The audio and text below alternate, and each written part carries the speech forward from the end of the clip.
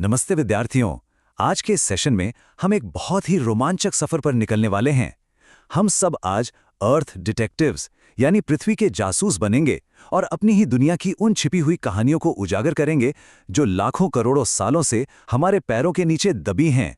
चलिए बिना किसी देरी के शुरू करते हैं। अब सबसे पहला सवाल ये आता है कि हम अपने इस ग्रह के इतिहास को आखिर डिकोड कैसे करते हैं। मेरा मतलब है, पृथ्वी ने तो कोई डायरी या इतिहास की किताब लिखकर नहीं छोड़ी है ना? तो फिर हमें कैसे पता चलता है कि अरबों साल पहले यहाँ क्या हुआ था? विशाल डायनासोर कैसे रहते थे, या ये ऊंचे ऊंचे पहाड़ कैसे बने? इस गहरे रहस्यों को सुलझाने की चाबी एक बहुत ही विशेष विज्ञान के पास है। और यही सब समझने के लिए आज हम इन प्रमुख विषयों पर बात करेंगे।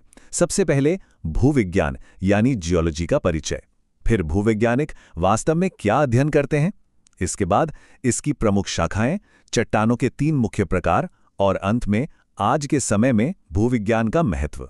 तो चलिए अपने पहले भाग से शुरुआत करते हैं, भूविज्ञान का एक संक्षिप्त परिचय। जियोलॉजी, जिसे हिंदी में हम भूविज्ञान कहते हैं, दरअसल वो विज्ञान है जो पृथ्वी की उत्पत्ति, इसकी संरचना, इसकी बनावट, इसके इतिहास और इस पर लगातार होने वाली प्राकृतिक प्रक्रियाओं का वैज्ञानिक अध्ययन करता है। अब ध्यान दीजिएगा, ये केवल कुछ बोरिंग तथ्यों या डेटा को याद करने के बारे में बिल्कुल नहीं है। ये तो हमारे ग्रह की एक बहुत ही एक्टिव और डायनामिक कहानी को समझने का तरीका है। पृथ्वी कैसे बनी, समय के साथ कैसे बदली और आज भी कैसे बदल रही है, ये सब कुछ इसी के अंदर आता है। अब आगे बढ़ते हैं अपने दूसरे भाग की तरफ और देखते हैं कि भूवैज्ञानिक या जियोलॉजिस्ट्स वास्तव में क्या-क्या पढ़ते और समझते हैं। सच कहूं तो इनके अध्ययन का दायरा बहुत ही विशाल और अद्भुत है। वे सिर्फ चट्टानों, खनिजों और मिट्टी की ही गहराई से जांच नहीं करते, बल्कि भूकंप और ज्वालामुखी जैसी भयंकर प्राकृतिक घटनाओं को भी करीब से समझते हैं। जरा सोचिए, इतने बड़े बड़े पहाड़ों का निर्माण कैसे होता है, या जमीन के काफी नीचे दबे जीवाश्म जिन्हें हम फॉसिल्स कहते हैं, वे हमें प्राचीन जीवन के बारे में क्या कहानी सुनाते हैं।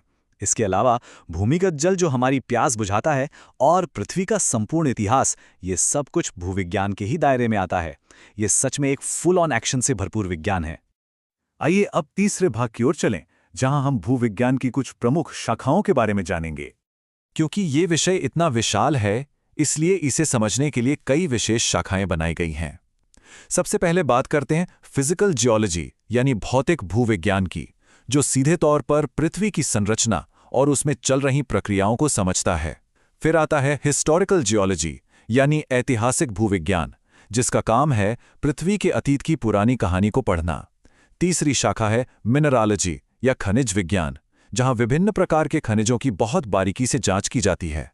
और फिर है पेट्रोलॉजी यानी शैल विज्ञान, जो पूरी तरह से अलग अलग चट्टानों के अध्ययन पर केंद्रित है। इनमें से हर एक शाखा हमें एक नया सुराग देती है। इसके अलावा कुछ और भी बहुत ही रोमांचक शाखाएं हैं, जैसे पेलियोंटोलॉजी या जीवाश्म विज्ञान, जो प्राचीन जीवों और फॉसिल्स का अध्ययन है। इसी से तो हमें डायनासोर के बारे में सब कुछ पता चलता है। फिर है सीज़मोलॉजी या भूकंप विज्ञान, जो पृथ्वी के कंपन यानी भूकंपों को गहराई से समझता है। इसके बाद वोल्केनोलॉजी यानी ज्वालामुखी विज्ञान आता है, जहां उबलते हुए लावे और खतरनाक ज्वालामुखियों की स्टडी की जाती है। और अंत में है हाइड्रोजियोलॉजी या जल भूविज्ञान, जो भूमिगत जल के अमूल्य स्रोत खोजने में हमारी बहुत मदद करता है। देखिए, ये शाखाएं हमें सिर्फ हमारा अतीत ही नहीं दिखाती, बल्कि आज के प्राकृतिक खतरों से भी बचाती हैं। चलिए अब हम अपने चौथे भाग पर आते हैं, चट्टानों के 3 मुख्य प्रकार।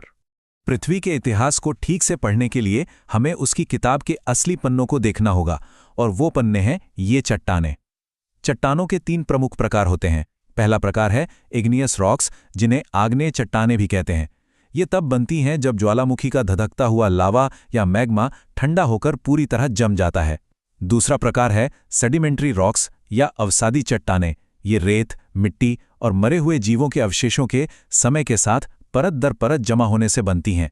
और तीसरा है मेटामॉर्फिक रॉक्स यानी कायांतरित चट्टानें। सबसे दिलचस्प बात यह है कि जब पुरानी चट्टानें अत्यधिक गर्मी और बहुत भारी दबाव का सामना करती हैं, तो उनका रूप पूरी तरह बदल जाता है और वे कायांतरित चट्टानें बन जाती हैं। यह एक कभी न रुकने वाला चक्र है। और अब हम पहुंच गए हैं अपने 5वें और आखिरी भाग पर। आज के समय में भूविज्ञान हमारे लिए इतना मायने क्यों रखता है? आपके मन में ये सवाल जरूर आ रहा होगा कि ये विज्ञान आज के आधुनिक समय में इतना महत्वपूर्ण क्यों है? मतलब केवल पुरानी चट्टानों को देखकर हमें क्या ही हासिल हो जाएगा? लेकिन असल में ये विज्ञान हमारी दुनिया को चलाने वाली सबसे बड़ी और सबसे जरूरी ताकतों में से एक है। भूविज्ञान का जो असल महत्व है वो बहुत ही व्यापक है। सबसे पहला, ये कोयला, पेट्रोलियम और खनिजों जैसे प्राकृतिक संसाधनों की खोज में सीधे तौर पे मदद करता है, जिनसे हमारी गाड़ियां, शहर और बड़े बड़े कारखाने चलते हैं। दूसरा, भूकंप और ज्वालामुखी की पहले से जानकारी और उनके अध्ययन से हम प्राकृतिक आपदाओं की तैयारी कर सकते हैं और हजारों लाखों जानें बचा सकते हैं। तीसरा, दुनिया की बढ़ती आबादी के लिए पीने का साफ भूमिगत जल खोजने में भी यही विज्ञान काम आता है।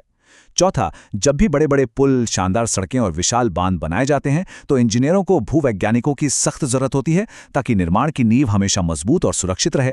और सबसे जरूरी बात, हमारे पर्यावरण और भूमि को सुरक्षित रखने के लिए इसकी जानकारी होना एकदम अनिवार्य है।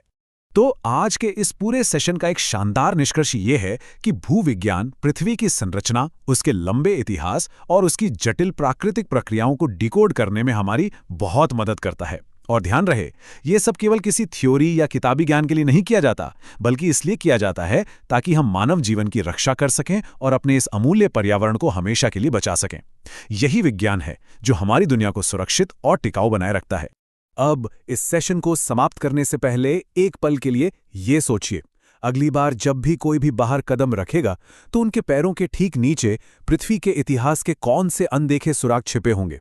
एक साधारण सा पत्थर जिसे हम यूं ही ठोकर मार देते हैं, हो सकता है वो भी अपने अंदर अरबों साल पुरानी कोई रहस्यमयी कहानी समेटे हुए हो। इसलिए एक सच्चे अर्थ डिटेक्टिव की तरह अपनी आंखें हमेशा खुली रखिए और अपने आसपास की दुनिया को एक बिल्कुल नए नजरिए से देखिए। आज के लिए बस इतना ही। सीखते रहिए और अपनी इस शानदार जिज्ञासा को हमेशा बनाए रखिए।